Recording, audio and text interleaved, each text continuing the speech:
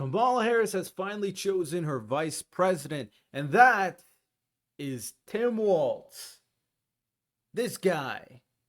Who? I don't know. So I decided to do some research to find out who he is. And fortunately for you, you may not know either, but now you're going to watch this video and now you're going to know. We're about to be on the same page. Let's lock in.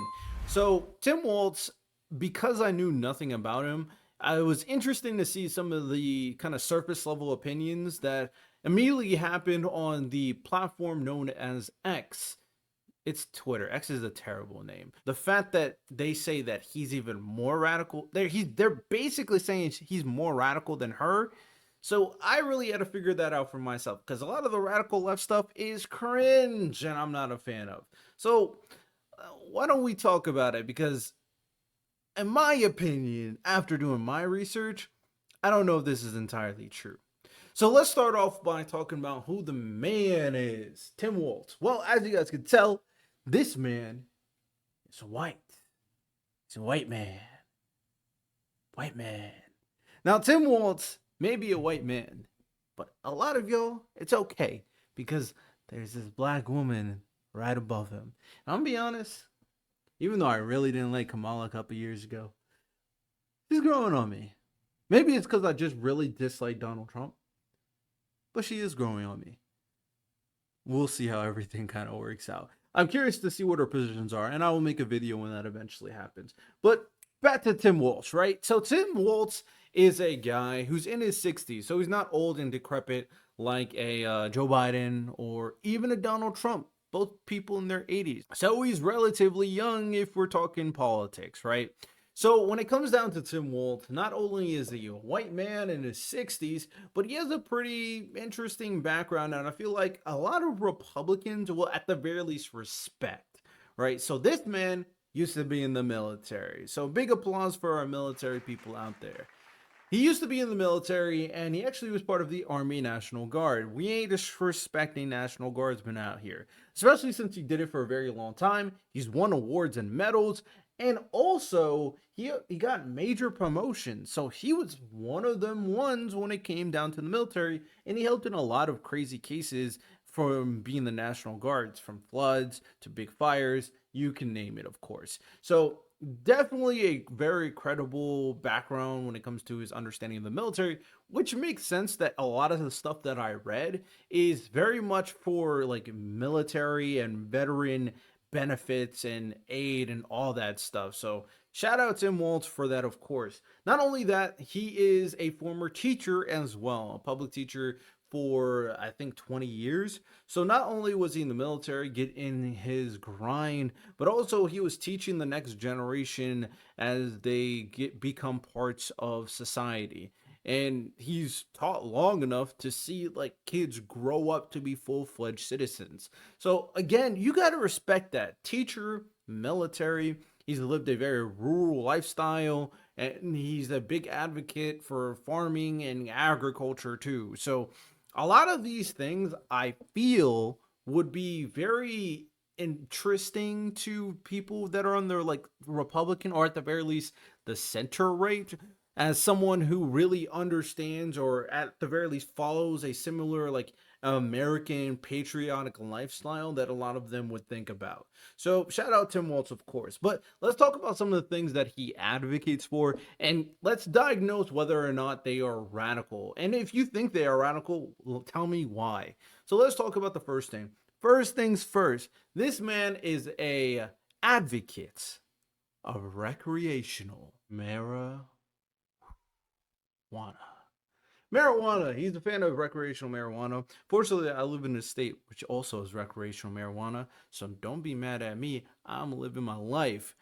But he wanted that for Minnesota too. So if you are an advocate for that, I think you should be an advocate for Tim Walz, of course. I think for the most part throughout America, most of America understands that weed is not a big deal. So having it illegal at this point doesn't really bode anybody any kind of favor. Even I know some of you Republicans and even some of your Trumpsters are marijuana fans too.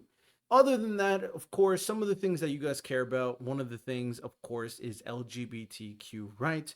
Now, I'm not the biggest LGBTQ guy, but Tim Walz definitely is. Now, is anything that he advocates for controversial? Well, from what I saw, not really. He does advocate for LGBTQ rights. He doesn't believe in, obviously, discrimination. Nobody really should. And he creates laws to make sure that they are not getting discriminated against. Some other stuff that I saw is he banned conversion therapy. If you think that's radical, then so be it. But I think most people understand conversion therapy is forcing someone to believe something that they don't believe, and that can be very abusive. So he banned that, of course. I think he signed a law protecting gender affirming care.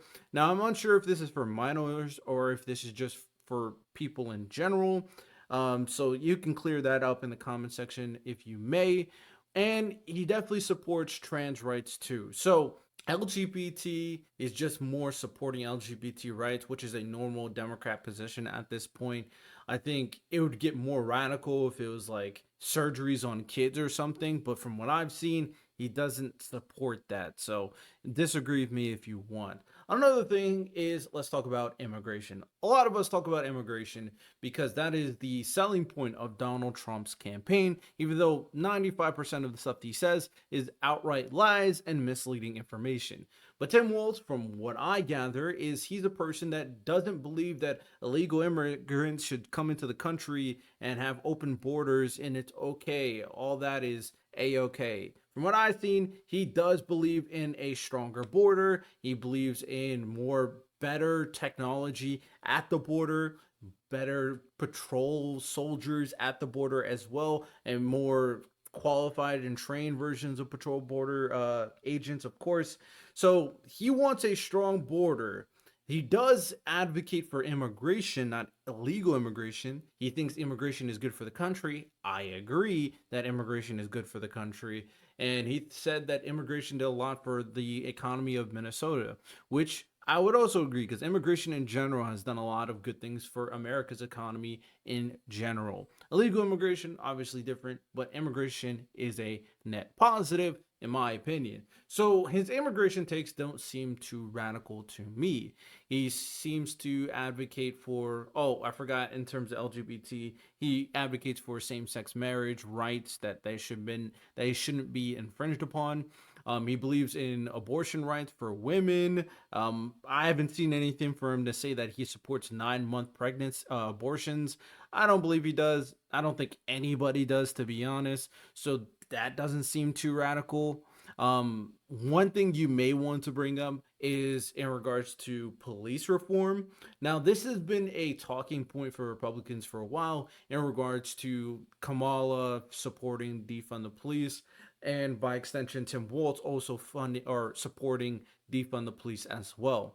Now, for me personally, I thought the whole defund the police moniker was ridiculous. It's ridiculous to think that you can just or you should defund the police. You would make the police worse. The training would be worse. We all get it, right? From what I gather, Tim Walz does advocate for better policing in terms of their training, their technology. So those are two big things, of course, that he thinks that the police department can do better. He thinks that they shouldn't be using excessive force, which again is a standard that's not too crazy.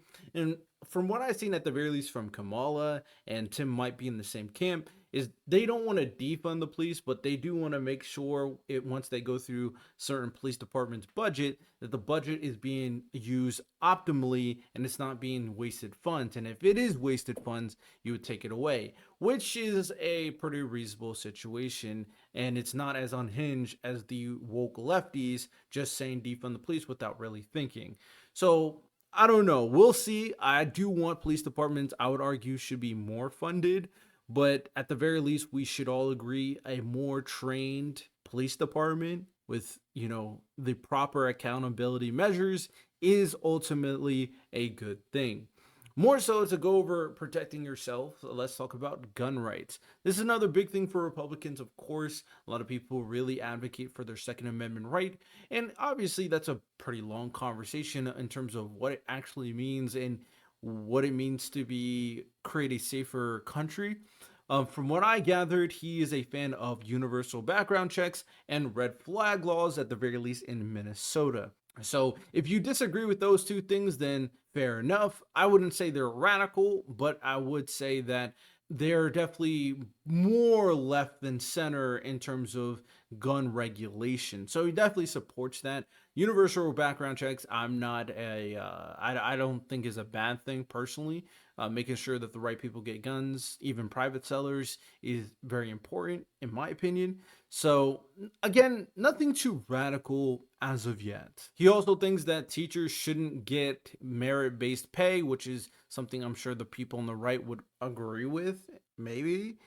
He also thinks college tuition should be going down as well. And as for Israel Hamas, he definitely condemned what Hamas did in October 7th, and then later on made a quote saying that he basically understands why Israel is acting the way they are, but also wants people to understand, like himself, that the Palestinian civilians are also suffering, and we need to take that into account too. So far, I would say that a lot of his positions are nothing crazy, left wing, but nothing radical. I wouldn't give the radical status on Tim Walz. And to even go further, I feel like some of these other policies that I'm going to name off really quickly, I'm not saying policy names because I don't want you guys to get, too confused. So I'm trying to simplify all the information for you.